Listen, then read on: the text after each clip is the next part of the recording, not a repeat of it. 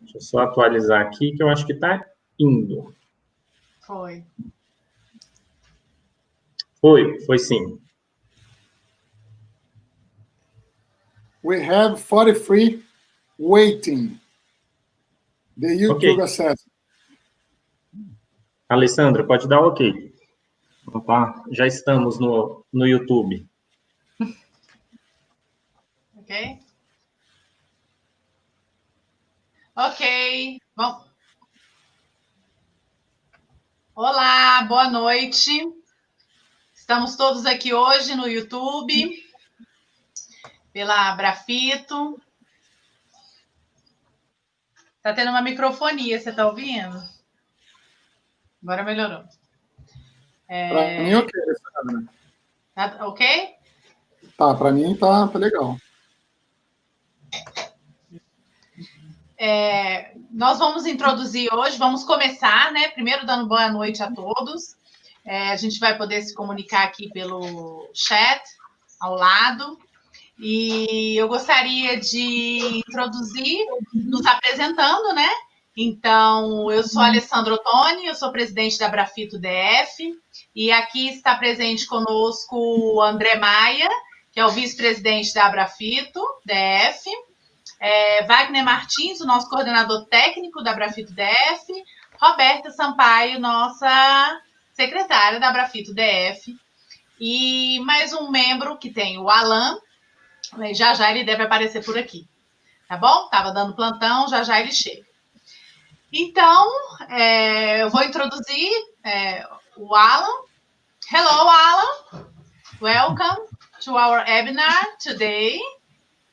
We are going to do the webinar in English, like we said in the Instagram. And for us, and for me especially, it's a pleasure to have you here today with us. And your last time in Brazil, I think it was in 2016. Yeah, 17. And at ABRAFITO's conference. Mm-hmm. Yeah. And the main idea today is improve our knowledge. And we are so anxious to hear you. Yes. And to know about how the physiotherapists in USA adopt a different way to attend. Okay? And now I will introduce our friend Allan Besselink. And now it's with you, Allan. Okay. Muito obrigado. So today, this evening, we are going to discuss the what I've called the evolution of physiotherapy. The future is now. And this is a subject that I think is very important because we are faced with some interesting challenges in our communities, in the United States, and in Brazil, and globally, very similar challenges, and I think very similar opportunities. So a bit about myself. I'm a physiotherapist. I'm originally from Canada. I live in Austin, Texas now. I completed the diploma in mechanical diagnosis and therapy, and I have my doctor of physical therapy. And now I'm working on a PhD in education, as I'm an assistant professor with a physical therapy program here in Austin. And I still continue to treat patients as well with in my business, which is Smart Sport International. So that's a little bit about my perspective as a physiotherapist, and some of the things that I've worked on over the recent past, and we will discuss these more as we go. So as was mentioned earlier, in 2017, I was given this wonderful opportunity to come to your country, to come to Brasilia and to speak at the First International Congress. And it was a wonderful experience for me as a person, as a physiotherapist. And I've decided to start there because it will tie in nicely to what we're going to discuss this evening. So my presentation in 2017 was competent self-care and the biopsychosocial model. And at that time, it was probably some things were very new in terms of my perspective on the profession as we know it. But I was not just teaching a class for ABRAFITO. I was looking at your beautiful country and taking photos, many photos. I was making many friends and continuing my friendships with many people, many of my Brazilian colleagues. And I also learned that when I was in Brazil, that the selfie is very important.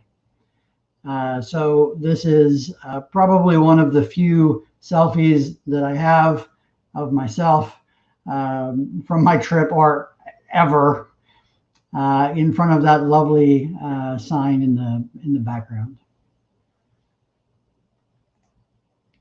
But most importantly, we all share a desire to make our profession better and to advance the profession and to do new things and to do exciting things and to be able to work with our patients as well as we can and to give them the things that they truly need.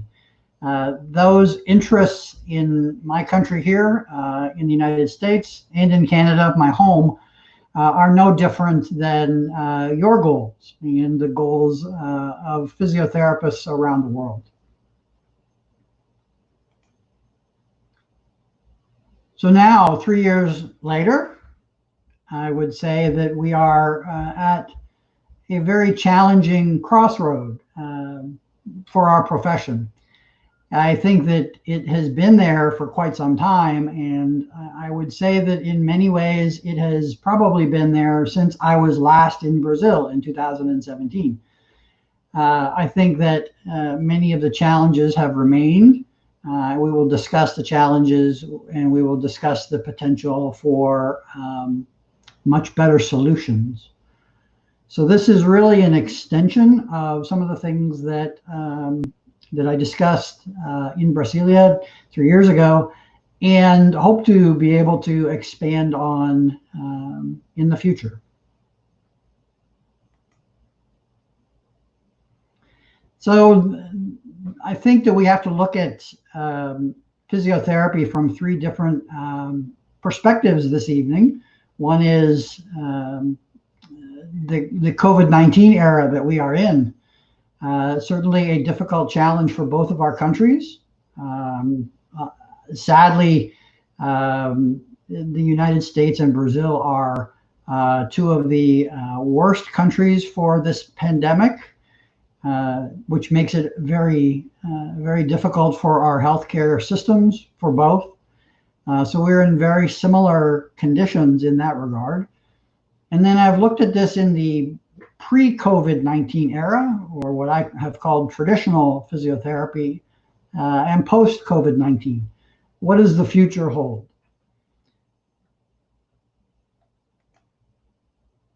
So in this era that we are in right now, many people have been concerned about how do we meet the needs of our patients. We may not be able to interact with them as we did just months ago. It may be difficult for patients to come see us because of their health and safety and our own health and safety. And certainly that is a health problem, but it also is a very difficult thing for many of us who have clinics, such as I. And how do we keep them alive? How do we remain viable while all of these things are going on in our communities?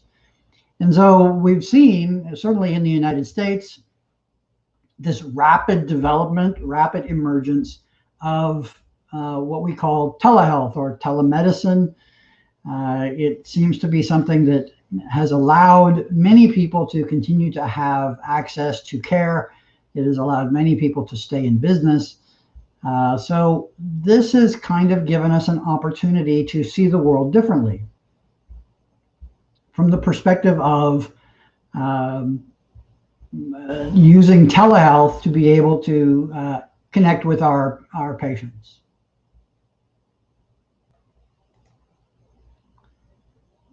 So telehealth is a very broad topic, very broad. First of all, it is very dependent upon having an infrastructure that allows for internet access. And that is a challenge in parts of our country. In Austin, I am in a very technological city. So internet access here is certainly not difficult. I teach now online. All of our classes from our institution are now online, 100% right now. But some parts of the country, the Midwestern part of the country, for example, not everybody has access to internet like we do. And I'm sure that in parts of Brazil, that is probably the case as well. Our experience in the US is very dependent upon where you are licensed. So if I am licensed in the state of Texas, I can only treat patients, consult with patients via telehealth in my state. Now, Texas is a very large state, but that does not allow me to have access to patients outside of my state. But it does allow me to address the problems that are faced within my community.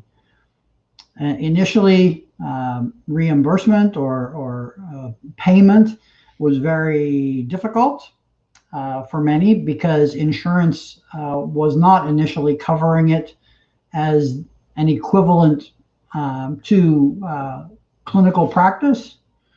But that has evolved, and many insurance companies have now embraced telehealth as an opportunity to continue with care. I've mentioned this gentleman, Rob Vining, who is what I would consider one of the foremost authorities on telehealth. I've put his links there because I think that if you are interested in this field, that is the best contact that I could provide you. To show you how old I am, Rob was actually a student of mine many years ago, and was one of the first people to really explore telehealth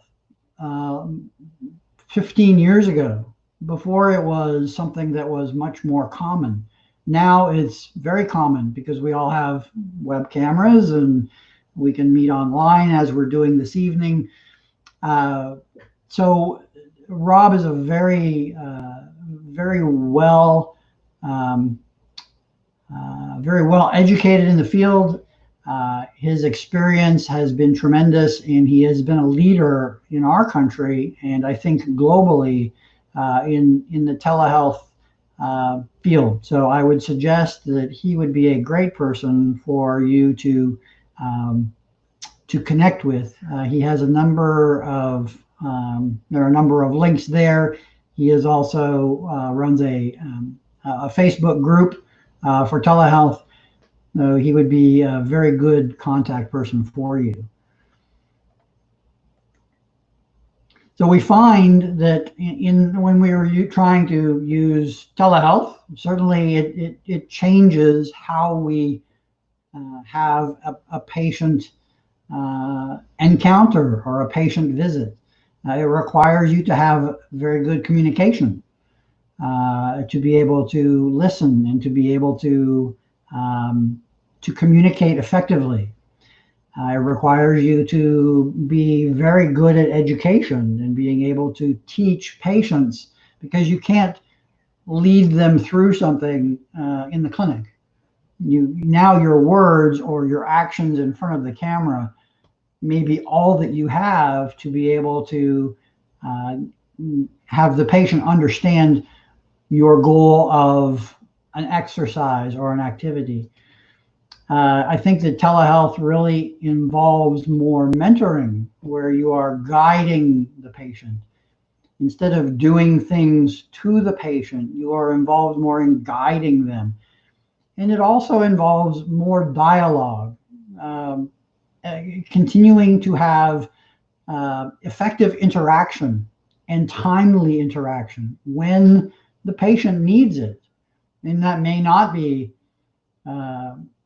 on the same schedule that you would have in a clinical environment. But the interesting thing to me, and this has been the part that has been very valuable to me in the past few months, is that these are all things that are part of what we have always called patient-centered care. These are the things that allow us as physiotherapists to do what we do and to do it effectively. And they are all very important, perhaps the most important parts of what we do. So they are the things that we have to be effective in telehealth, but they are also the things that we should be doing when we're having visits with the patient in the clinic. So I think that telehealth has really brought that to the forefront, that it really demands an ability to use the things that we really should be using anyways.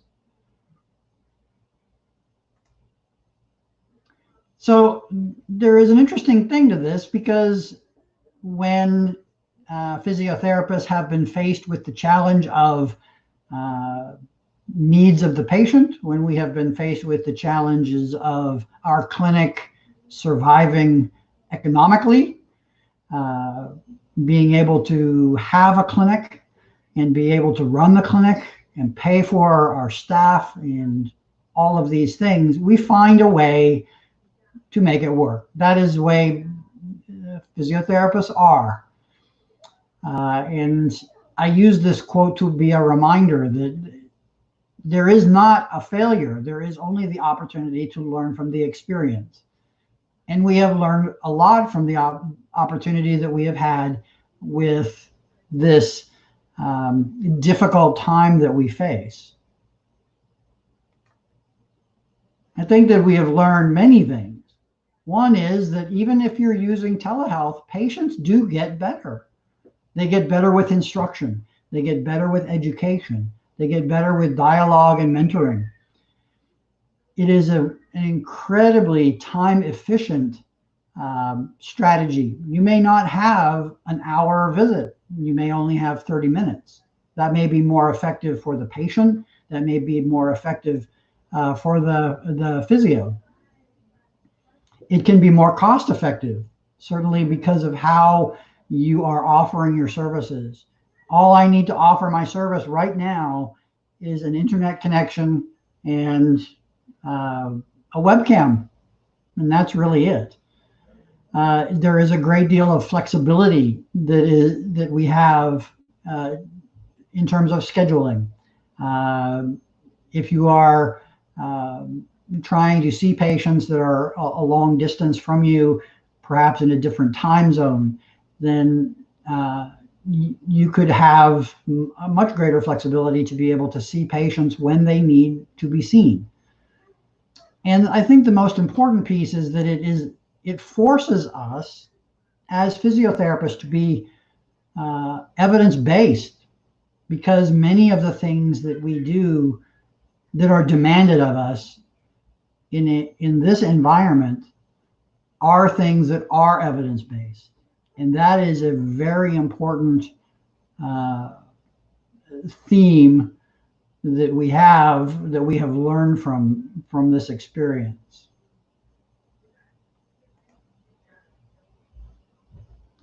So sometime, and I really hope that time comes sooner than later, because I know that this is difficult for our country and for yours, certainly. So when that time comes, the question will be, well, now what do we do? Do we go back to business as we know it, because that's how we have always done it?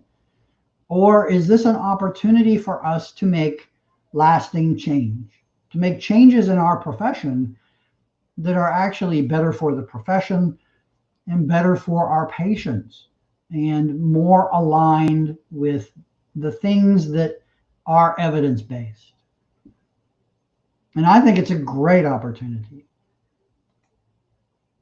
Here's why. Quite simply, traditional physical therapy or physiotherapy is very much based on pathoanatomy.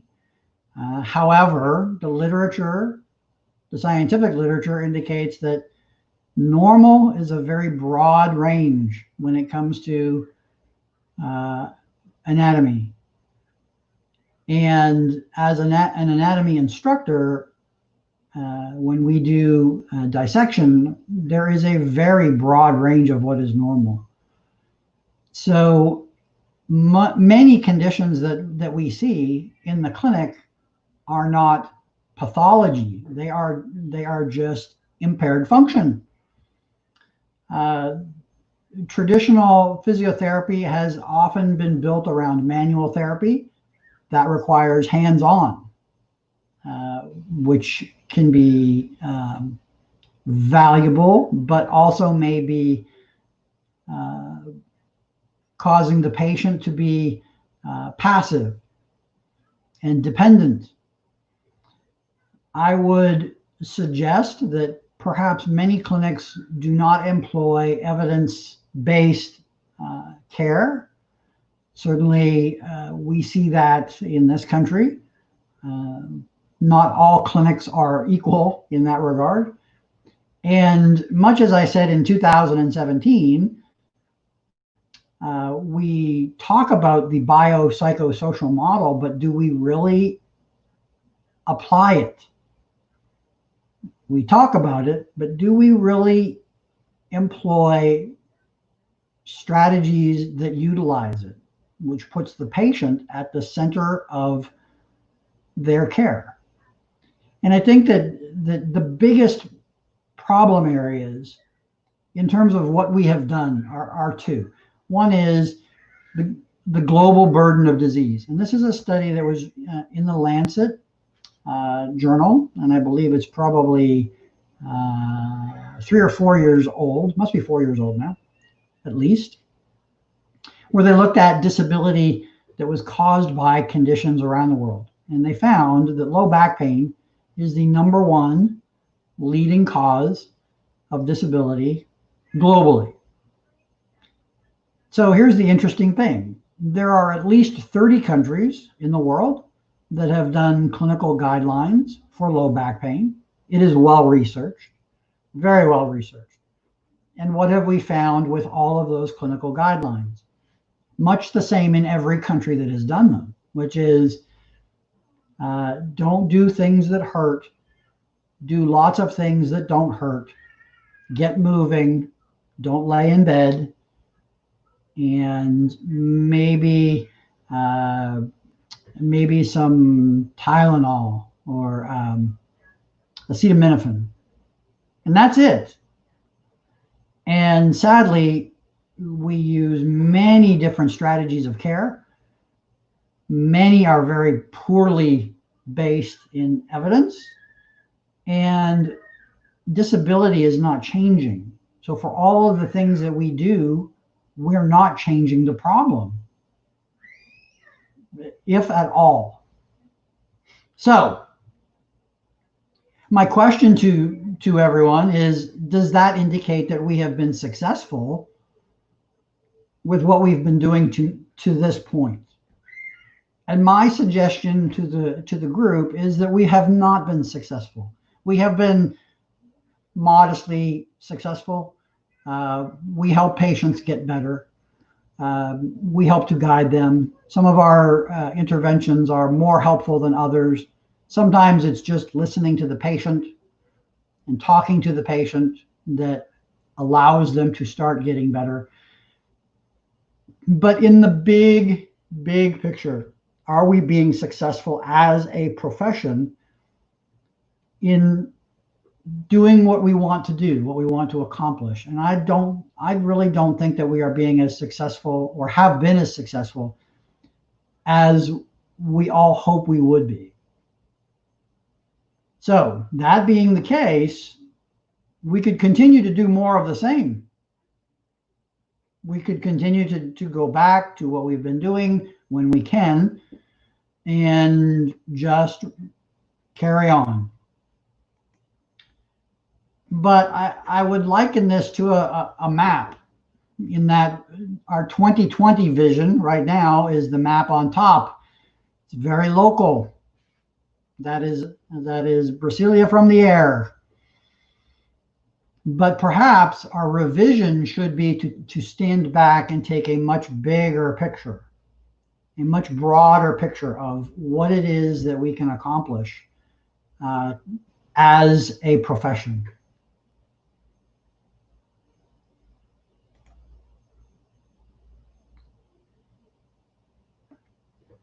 One of my favorite scientists, certainly Einstein, once said that everything should be made as simple as possible, but not simpler. And perhaps our answers are in simplicity. Usually, for most things, simple is better. And I think that we should use this as a starting point. And if we look at the things that we have learned from telehealth and are learning from that, we can perhaps make things much more simplified. I think that as we evolve from this era, we have an opportunity, a very large opportunity. It is perfect timing. We are in need of change. So what have we learned from this? We have learned that competent self-care, the patient's ability to self-treat, because they are on the other side of the screen from me, is hugely important. We know that things like active learning, as a teacher, as an educator, if my students are actively involved in learning, they will do better. We know that dialogue is important. We like to call it things like motivational interviewing and all these fancy names. But you have to be able to establish dialogue to understand what is happening with the individual that you are speaking to. Our care needs to be functionally based, because you're trying through the computer to explain to someone how to be able to return to activity. And I would suggest that we take a mechano-cognitive approach to the problem. And this is something that I have proposed years and years and years ago. And I'll give you an example. I went back and I looked at these things to find out. In 2007, I wrote a post on my website about health mentors, or how physiotherapists can be involved in the mentoring process. That was 13 years ago. At around the same time, I was also talking about the issue of self-care and our community being ready to embrace this concept our profession being ready to embrace this concept. And shortly thereafter, I introduced several concepts in a book specifically related to running, but very relevant to care as a whole, that to this day are still almost revolutionary sounding, but very straightforward and intuitive.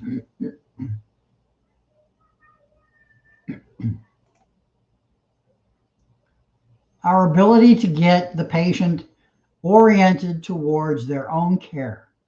That is something that we have experienced with telehealth. That is something that needs to remain. Having the necessary ability, knowledge, and skills to care for the self. That is absolutely critical. But it changes our role as a physiotherapist, because the patient is at the middle of this. I am not. I am just here to help the process. As I tell my students, I want them to do well as physios, not because of what they do with their hands. Definitely not. I want them to do well because of how they use their brains to think, to have dialogue with patients, to guide them. Those are the things that I think will be most beneficial over time.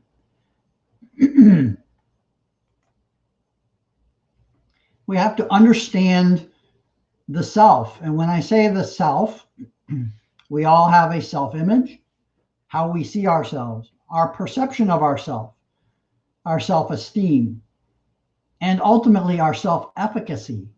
How I see myself will define how I will care for myself and if I will be effective. And if I don't take the time as the physiotherapist to understand that in the patient, then I will always have difficulty. Those are the pieces that we see in the classroom when I am a teacher, but I see those things as, I see those things in patients as well. If the patient has self-efficacy, then they will be very able to be effective with their self-care.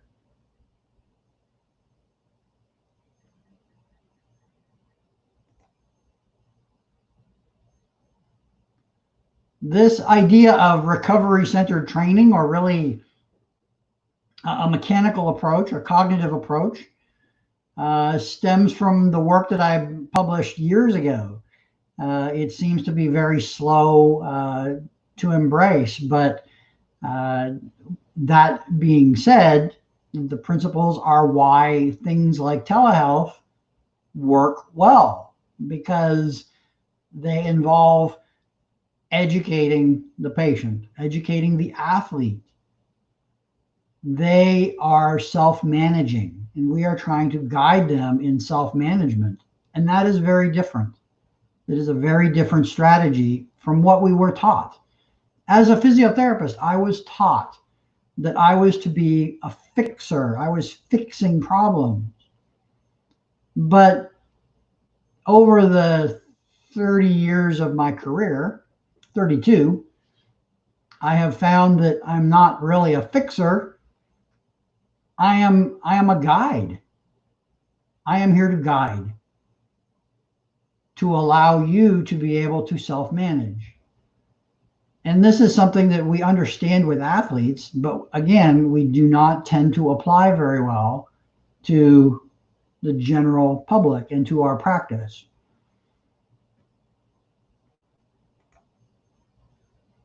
Of course, I would be, it would not be fair to not mention mechanical diagnosis and therapy. It is something that I have been an active supporter of for many years.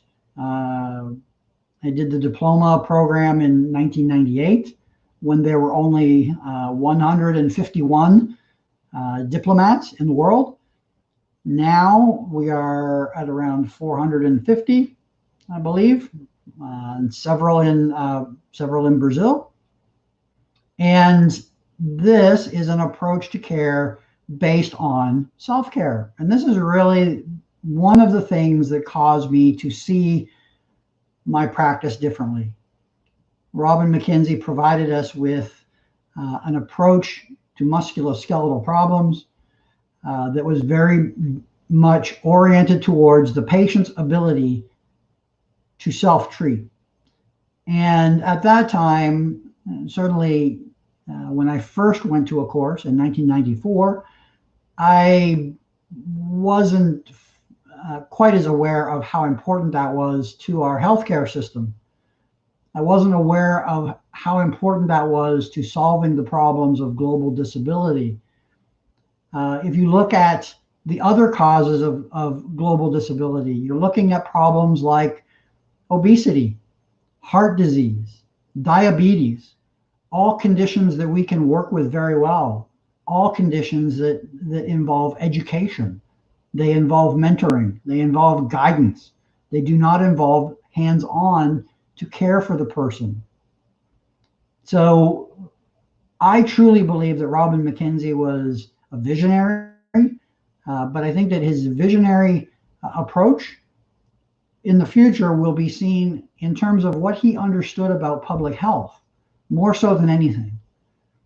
It is integral to public health to be involved in self-care, and we must be involved in that in some way or another. We are the best people to do it.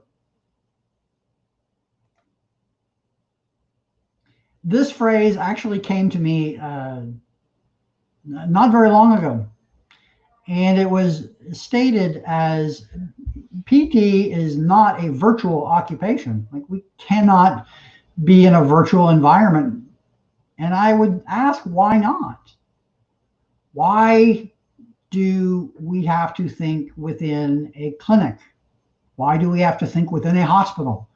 Perhaps our greatest power is our ability to connect and our ability to be able to educate and to communicate at a distance with more people that need our services, to have greater reach to a much greater community, to perhaps reach other people that cannot get to see us. This is where I think our greatest gift is to healthcare, and how I really truly think we can change healthcare internationally. I think the problem is, as David Bohm, the quantum physicist, another quantum physicist, noted, the problem is in thought. It is how we think. It is how we look at the problem. If you see something with pink glasses, it will always be pink. And I think that it is time for us to change the color of our glasses. I would suggest to everybody here that our focus on self-care is truly transformational for the patient. And it's truly transformational for the physiotherapist as well. Your involvement with the patient is much more interactive. I'm not responsible for you being well, but I will work with you so that you are able to be well. It sounds similar, but it is. But the net result for the patient and for the physiotherapist is different. Competent self-care is disruptive because it will force us to think out of the box, to think in terms of ways of being able to offer services that are truly what patients need, truly how they need it served to them, how they want it served to them, and it will probably have to be funded or paid for differently. It will probably be cheaper for the patient overall. And ultimately, we have to have an approach that is sustainable, that is something that we can do whether we have a problem, a pandemic, a community problem, the inability to have a clinic, to be in remote parts of the world. We have to have a sustainable system. And if we don't, at some point, we won't be able to pay for the things that we do currently. It will stop the system, our healthcare system in the United States and in Brazil will stop being able to pay for everything just because we are a medical professional. And that is the unfortunate part, that you can change and be proactive. You can change in order to make everything better, or you can wait and change will probably be forced upon us. It certainly will be here. So I think it is very important for us to use this as an opportunity to consider what it is that we really want to accomplish.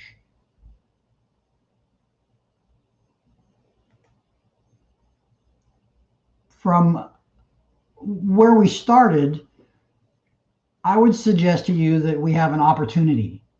And we have an opportunity really to change the world, to change how people view health and how patients approach their self-management. And physiotherapists are the leaders in being able to do so. We have the training to do so. We have the knowledge to do so. And I think that what we will hopefully gain from this experience that we are all in right now is that we will take it as an opportunity to do great things and to really focus on what truly is patient-centered care.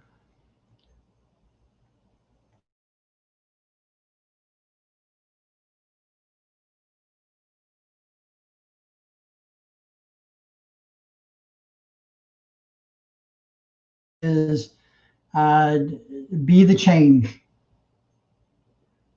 Be the change that you wish to see.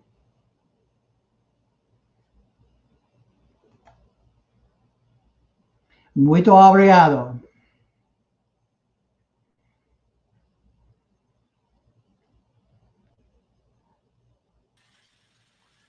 Thank you, Allan. Great class. So much information for us.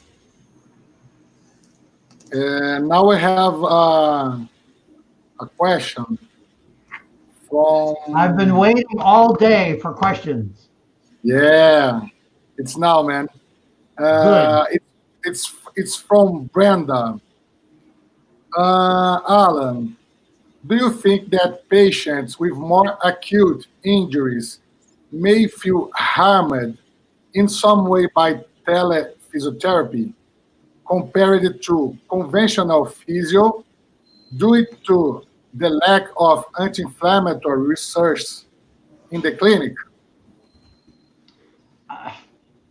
Because we have acute patients, so we think that the telehealth doesn't work better than one-to-one approach. I think it's a fair question. I would stop and consider how long the inflammatory process actually lasts. So if it is well mediated, so if I sprain my ankle right now, right, which I could probably do right out the door. Yeah. So how long does the process last at the cellular level? And it is probably not, if it's well taken care of, probably not more than 2 to 3 days. So what things would I do to help to mediate that would actually be better than nature? Nature is very powerful if we put the body in an environment in which nature can do what it needs to do. Human anatomy is tremendous, and when I say that as an anatomy instructor, I say that having dissected bodies and being able to see the intricacies and the beauty of it. But I say that because we have been given all of the tools to be able to adapt to load. If I make school difficult for my students, it challenges them here. If I make exercise difficult, it makes it challenging to adapt to physically. I'm able to do that. But what happens is that we do not do the other part, which is putting ourselves in an environment where we can actually take advantage of those things. For example, exercise is only good if you rest. Yeah. Studying is only good if you rest. So you have to have the things that would allow you to take advantage of your natural processes. And I don't think that we do that very well. And I don't think that coming to the clinic, other than to educate someone in how to do that, really offers anything extra in the acute process. Yeah. And we have to know, to remember that we have many techniques approached in physical therapy to do these acute procedures. So we have our approach to this with some limitation, but it's really so we can do this in this acute stage too. But my question always is what I am doing any better than a good placebo? Mm-hmm. Yeah. So if I talk to you and say, "Oh, Wagner, don't worry, it's good. If you do this, you do that, you'll get better. I know you'll get better. I'm a smart guy, you'll get better." And I continue to create that environment, then maybe they get better. Yeah. And if you can't show me something scientifically that says we make it better, then now after many years, I have thought that my time is better to educate and to create a better environment so that they can create a better environment with people around them. This is a long, difficult process that we will all face. We are so used to doing things one way. Yes. That when you try to do things differently, people have said to me for years, "Oh, but how is that going to work?" And I say, well, it's going to take all of us to create that world. I can't do it myself. But the people that I work with can then help other people, hopefully. Yeah. Great Okay. ideas. Okay, Alan, thank you. The question, Julia. Julia is my friend in the hospital. Do you think that training like MDT, education plus self-treatment, can become mandatory is training of physiotherapists around the world? Around the world? Do you want me, does this have to happen while I'm still living? Because I'm not sure that it will happen while I am alive. I wish it could. I wish that some of the things that I have talked about for 20 years are things that are standard, but they're not. The things that Robin McKenzie did in 1951 or early 50s, 1981, first textbook.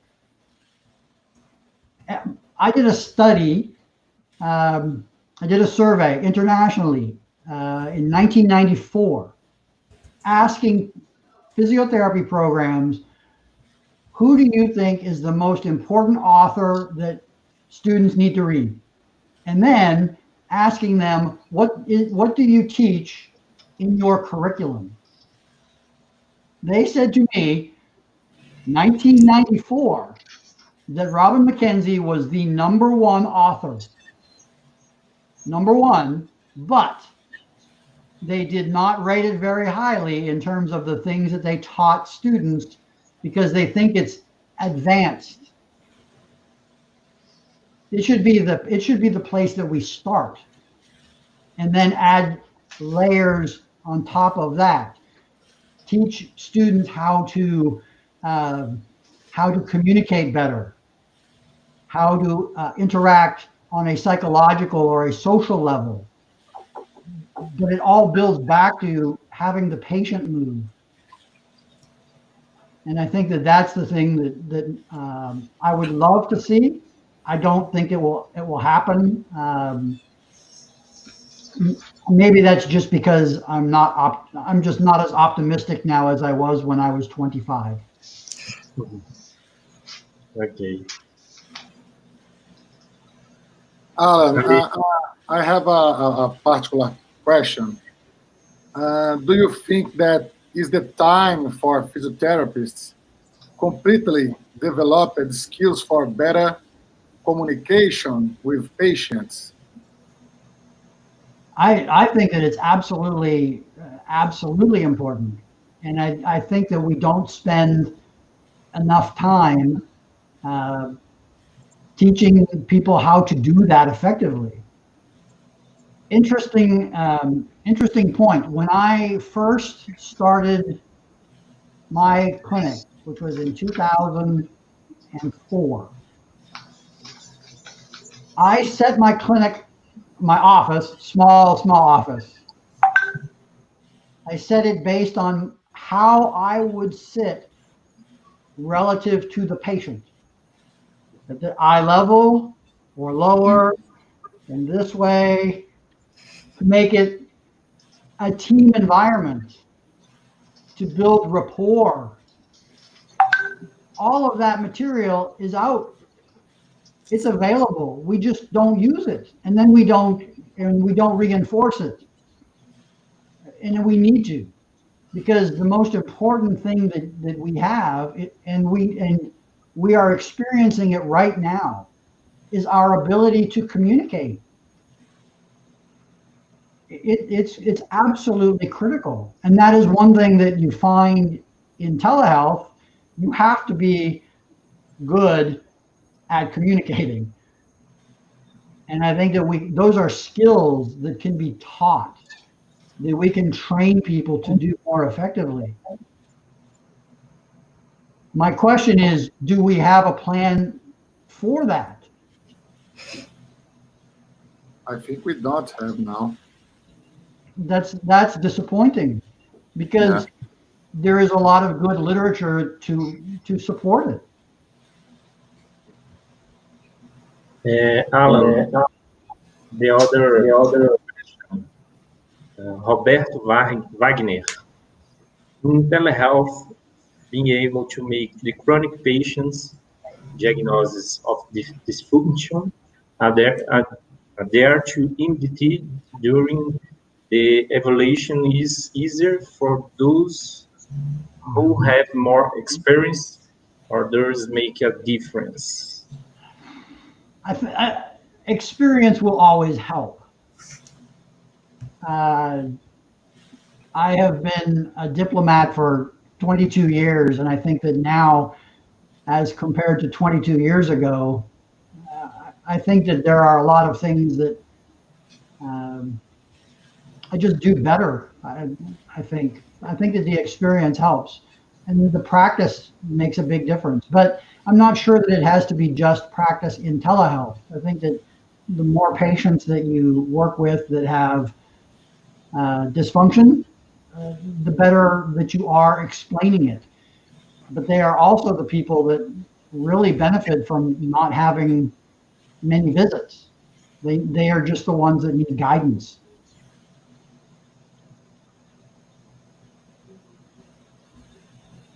Ali, você queria fazer uma pergunta também? These are all very good questions. You should talk. You should teach my students all these good questions.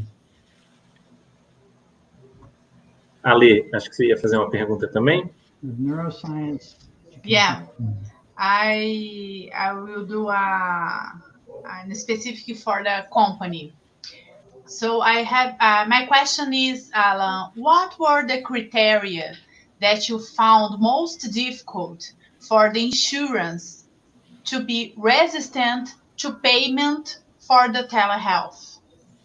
It's interesting because I have not dealt with insurance in 2004, 16 years. When I started working for me, I just said, nope. I really wanted to be able to have that direct payment with the patient. Mhm. That's something that I'm not as familiar with. I will be honest. I'm so far away from it, insurance-wise, that I don't even know the struggles or half of the struggles. But I would suggest that somebody that does is Rob, the gentleman I mentioned in my presentation. He has worked with countless physiotherapists who have been in an insurance environment, who have been dealing with insurance. I think that they're much more receptive now. Yeah, At least yeah. in the United States. Yes, I was talking with André before we begin the class today, and we here in Brazil we saw a little bit resistance, but they said to us that the history of the credibility of the company is the most of the importance that they think about how to pay or not for the telehealth. We here in the clinics they are paying now. Yeah, and the question that seems to be coming up now is, now that they're paying, will they stay paying when everything goes back to normal? Yes. But I I'm think hoping that it will, because I think that you can be as effective here in many ways as you can face to face. Yes.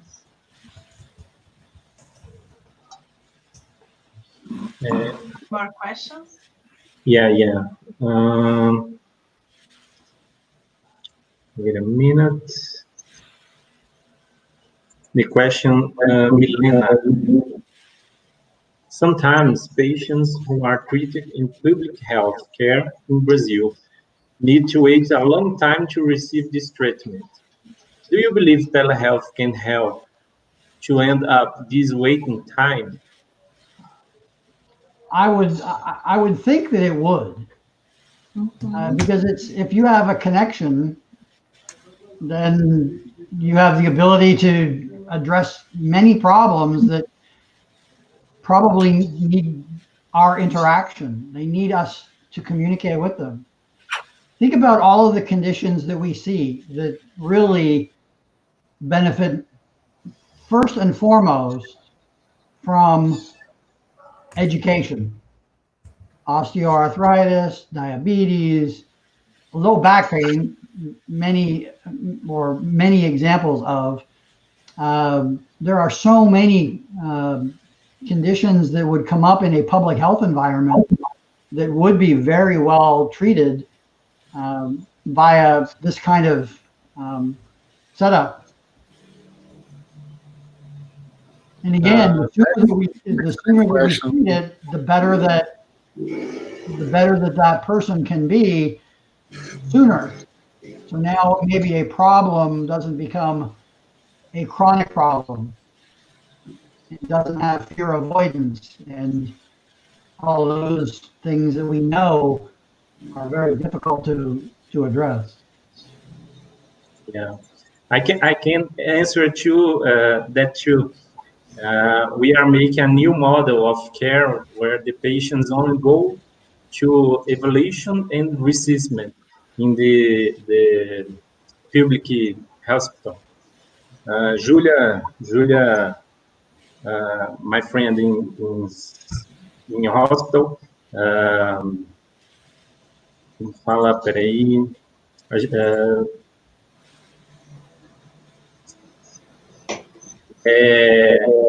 falar em português aqui para Helena, rapidinho. Essa aí também eu trabalho no hospital público, né? E a gente já está implementando um novo modelo, não de telesaúde, né? Mas a gente já está fazendo um modelo diferente, né? Onde a gente avalia o paciente e depois só reavalia o paciente e passa a responsabilidade para ele, né? Tinha uma outra pergunta aqui em cima também da Kênia. Alan, can you tell us about the comportment of patients in United States? Because as Alessandra said, we have a lot of resistance of patients. So in March and April, we don't have treatments because the patients doesn't understand the telehealth and say, no, thanks. I think that doesn't work. So, but now the movement is working now. Mm-hmm. How about United States? I think we've had the same problem at first, but I know in the United States there are a lot of people, a lot of clinics that were struggling a lot, unable to stay open because patients aren't coming, and it's not safe to. So if it's not safe, patients can't come in, physios can't get paid.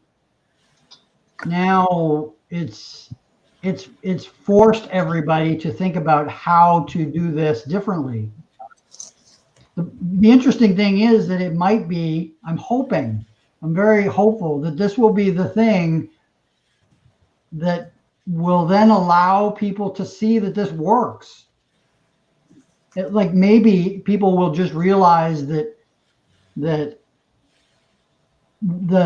aspect of telehealth that is so important is the self-management, and that will help us to sort of change the perception of what is quality of care. Maybe it will change. As I say that, I am also concerned and perhaps even more depressed that it will just go back.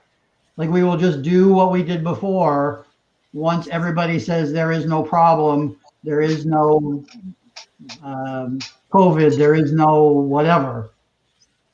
And I'm concerned about that because I think that it is such a good opportunity to learn some very good lessons that can make life better for all of us. But people don't like change.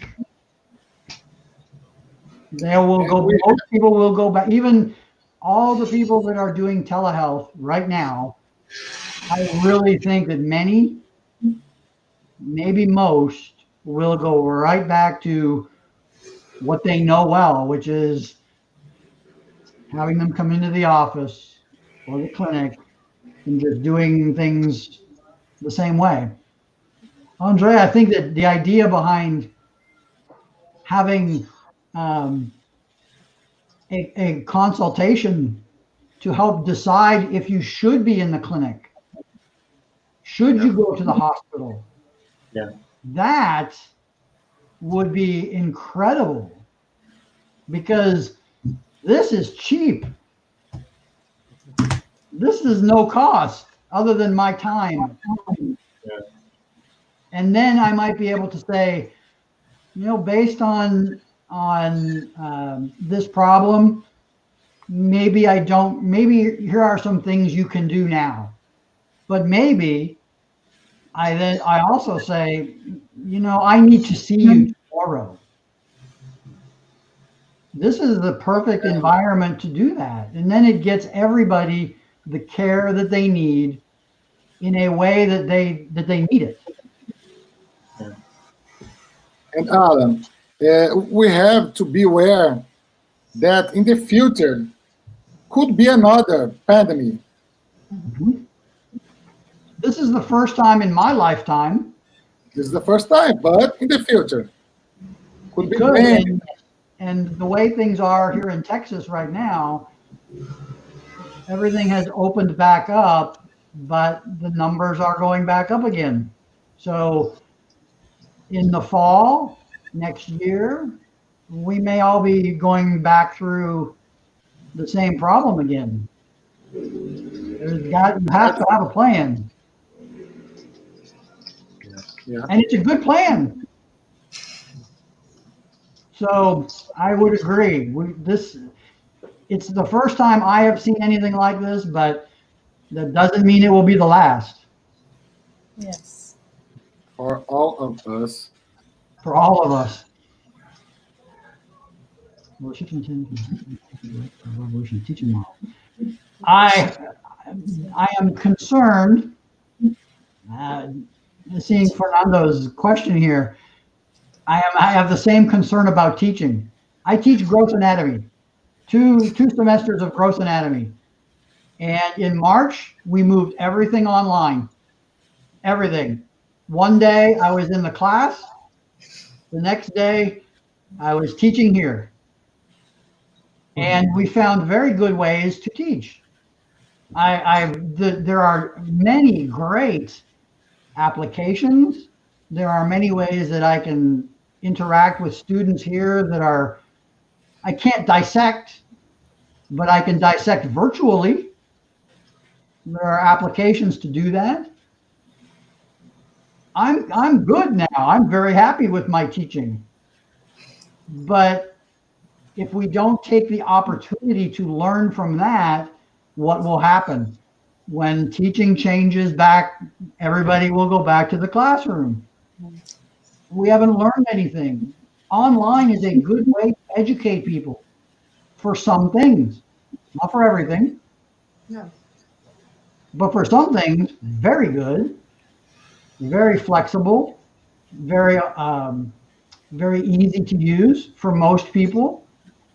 My students, 25 years old, they know how to do all these things. So it has the potential, but it is so difficult to change behavior. Oh. Roger, that goes back to your question about interviewing. Changing behavior. We need to have 2 years of that. Teach people how to change behavior. Okay, Alan. Other question, Alan? No science education. So I'm reading this. Plus treatment. About telehealth. I think that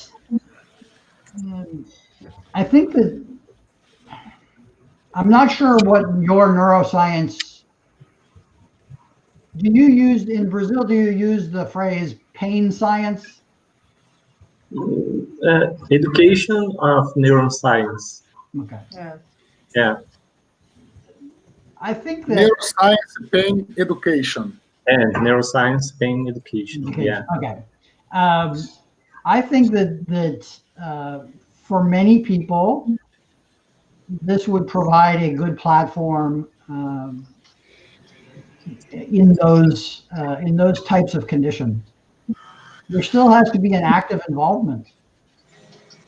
The patient has to be actively involved. the degree to which I need to be actively involved will vary. So I think that the potential, again, is there for many different types of physiotherapy. And I think that it's only limited by your ability to be creative in how you approach the problem. The challenge is figuring out how the patient perceives the problem, and how can you get them to perceive it differently. Does that make sense? Hopefully. Yes. Yes. Mm-hmm.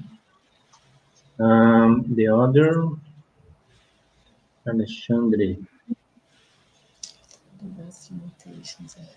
Allan, Alexandre is one of my students.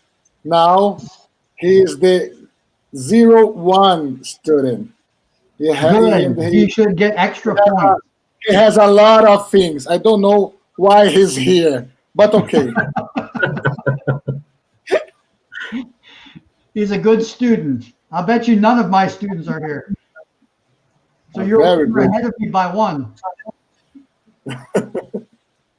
Communications and how to establish a therapeutic alliance. I think it's the same question of Rafaela. The same question, yeah. It's therapeutic alliance. I don't think matters whether you're on this side of the screen or that side of the screen, or this side of the table or that side of the table. It is all in how you present yourself. I can't give you as much of my normal my arm gestures. Alessandra and Roberta probably know that more. I use my hands a lot. You are an Italian. Maybe. My father is Dutch, so close enough. Close. So there are some things that are difficult to translate,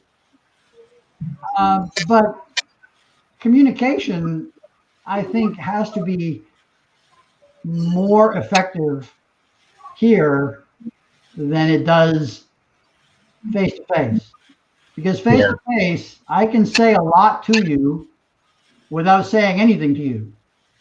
Yes. Everything is about, is it how am I sitting around? Am I taking notes? Am I looking at my phone? All of these things. Here, all I have is this right here. That's it.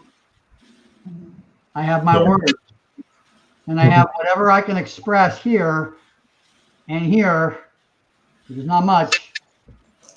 So I think it's establishing a therapeutic alliance.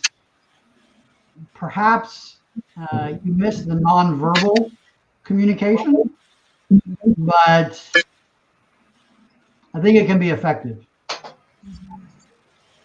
Yeah. Sometimes your nonverbal communication says things that you don't want to say. Yeah. Very much so. Other question, Rafaela Veiga. Do you think? Acho que é a mesma. Ou é a mesma. Não. Não, essa é não. Essa é do paralisia cerebral. Another Rafaela. É. It's a specific as I'm reading the question, there are some people, physiotherapists within the Facebook group that I mentioned, that are treating all different types of patients. Yeah. Certainly nothing that I am an orthopedic guy. Yeah. Mm-hmm. That's last time I saw somebody with cerebral palsy in the clinic was probably longer than most of you have been around. Okay. I think the last neuro patient I saw was probably 35 years ago. Mm-hmm. In school. Josué. What do you think about the pandemic?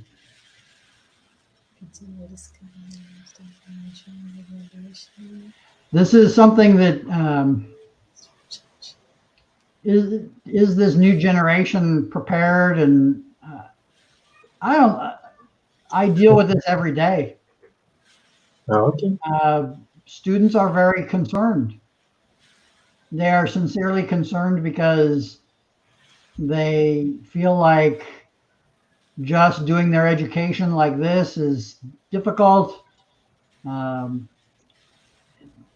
know what it's like to be a student. There is interaction. There is just the ability to be with other people who have the same goal. It's very difficult for them to sort of be on their own trying to learn. We've already had a group of students that have graduated into this environment. I think it's difficult for many of them just because nobody expected it. It's difficult for us. That's something that I try to tell my students every day. You know, I understand it's difficult for you, but you know, I don't think that anybody planned it. This was not something that anybody had ever thought would happen. We don't have a manual to say, oh, hold on, let me look at the page 7 says how to live in a pandemic. Yes. So it's difficult, but I think it's difficult for all. I think it's a very extreme situation. But I also think that if there is a group of students or new graduates that are ready for it, I think that it's some of our new graduates now because they are so familiar with technology. I'm very comfortable with technology, but many of my peers aren't. I am right in the middle between my parents can barely turn on a computer and my students live on a computer and I'm in the middle. And the last question, Felipe. Low-income patients with difficulty understanding or limited resources for treatment. It's a great way to be able to get at a bigger group of people. All you need is an internet connection. Now, in some parts of, as I say, in some parts of the world, that is not something that everybody has. But it would be a great way to, I think that if it's almost like you want to have a mobile office where people could go to an internet connection and call up their physical therapist and ask them about what to do. In a perfect world. Ok. Ok, Wagner, eu acho que agora a gente já vai falar dos próximos passos, né? Allan, thank you so much. Wagner continues the. One more commentary to Allan. Okay. I think it's the time for increase all our potential to communicate better with our patients. It's the time because physical therapists don't receive training in graduate course, so it's too difficult. Then to have to change this page. Mm-hmm. It's the time for this. Yeah. I agree. I think that it's the most important skill. We all know it's the most important skill. Science tells us it's the most important skill. And yet we rather spend our time learning how to use a machine. Yeah. As I say, Wagner, as I tell my students, Yeah. get paid to use this. Yes. Lots of money to use this. Yes. The communication is all in this life. Yes. It's a power. It's a really power. So we have to use in the science. It's a The physical very therapy. important life power. It's a life power. Great philosophy. That is a conversation we will have when I get to Brazil again. Yeah. Great. Tem mais uma pergunta aqui. Vou colocar o Roberto Wagner, tá? One more question. The last one. Are you okay, Alan, with the time? Right. Everything is fine with the time? Okay. Okay. Training in this pandemic is a method of prevention. Oh, let me see here.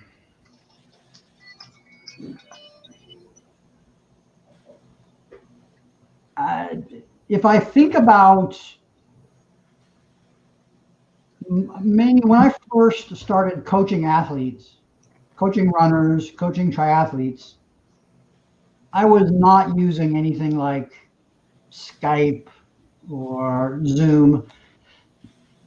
And I was writing training programs. I was developing training programs for the athlete. And I was talking to them via phone and via email. And I think now, where we are, I would be much more effective now than I would have been 15 years ago. Because we have all these tools. I could teach you a new thing to do in your training. I could show you parts of your training program that you need to review. I can send you video. All these things that are so powerful. And they really meet the needs of the athlete more than my being there. I love being in the presence of my patients. I don't ever want to underestimate that. I love the time with a patient, but I do think that you can probably accomplish the same goals, many of the same goals, doing it a different way. Certainly coaching, all the people that I think of that I've in the past, I probably could have done better using this sort of approach.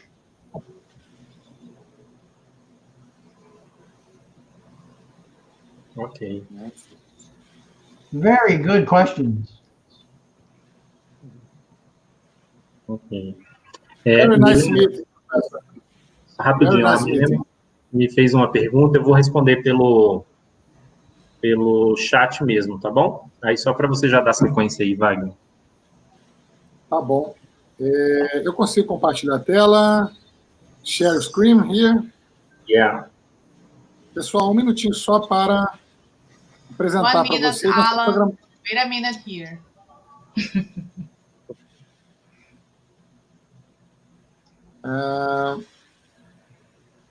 Tá. Não? Consegue? Tela 2 aqui, vou compartilhar agora. Vocês conseguem visualizar? Aí eu sim. Espera aí, eu vou adicionar aqui. Pronto. Agora sim. Então, eu queria comunicar que nós, na verdade, né, tínhamos uma organização aí de eventos presenciais, tá? Que estava muito legal. Ia ser workshop, a formatação. A gente ia trabalhar essa parte teórica, evidência e terapia manual, por exemplo. Ia ter demonstração de técnicas, enfim, a gente criou uma coisa bem legal que não foi possível mais suportar, né, devido à pandemia. Nós tínhamos calendário em abril, nós tínhamos calendário em maio, isso aqui é o que estava programado. Associação de Terapia Manual e Exercício, estava muito bacana, a gente ficou muito triste de ter que cancelar. E a gente estava com um simpósio também presencial em junho. E aí nós tivemos que, obviamente, migrar para os eventos online, nos quais identificamos que o webinar é uma boa alternativa. Então, hoje a gente começa, né, inaugura esses eventos. Deixa o computador destravar aqui, que travou aqui para mim. O arquivo de hoje. Estou tentando descer aqui para sair da informação do Allan. Vamos lá, MacBook, colabore. Sei que você está velho, mas vamos lá. Enfim, ia mostrar aqui, Júlio. Deixa eu ver mais um pouquinho se vai andar ou não.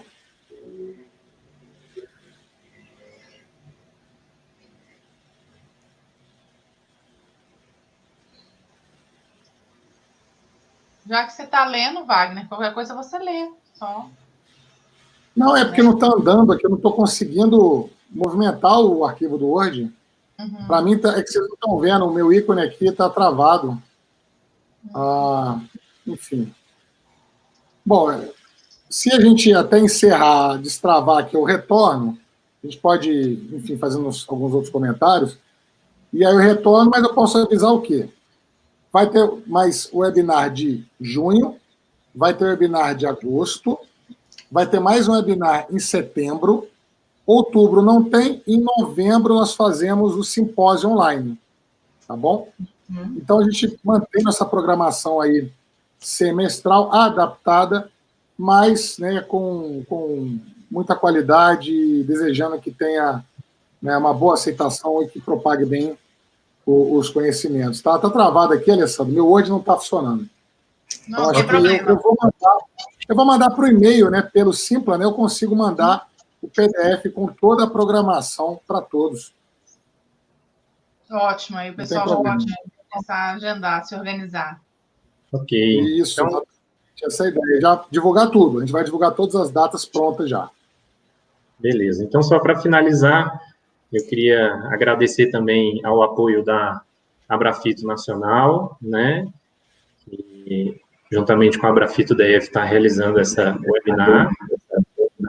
E agradecer também todos os estudantes, profissionais que estão participando, né, e, de fato, lembrá-los aí que a ABRAFITO, né, tem esse intuito, tem esse objetivo aí de tentar levar o conhecimento para todos, né? Então, queria agradecer aí a todos os envolvidos, e acho que a Roberta agora vai finalizar também, né? Com uma fotinha. Wagner was showing us the next steps from the webinar, the workshops that we will have in ABRAFITO until the end of the year. We want to thank you again for you accepted our invitation. ABRAFITO is very proud to have you with us today, this night, sharing all of your experience about telehealth, the challenges and the opportunities in this scenario that we have, that the COVID era. Especially when you said the most lessons that you learned and that we are learning too, that was the competent self-care, active learning, dialogue functionally based, and of course, mechanical cognitive approach. And finally, reinforce the importance of education. The education, the communication, how important it is for our patients and for us too. And to finish this moment, let's take a picture with all the ABRAFITO.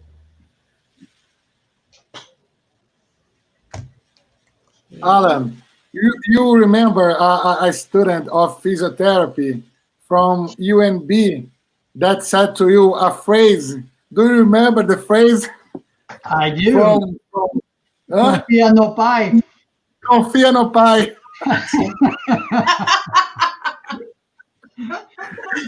Oh, I remember that very well.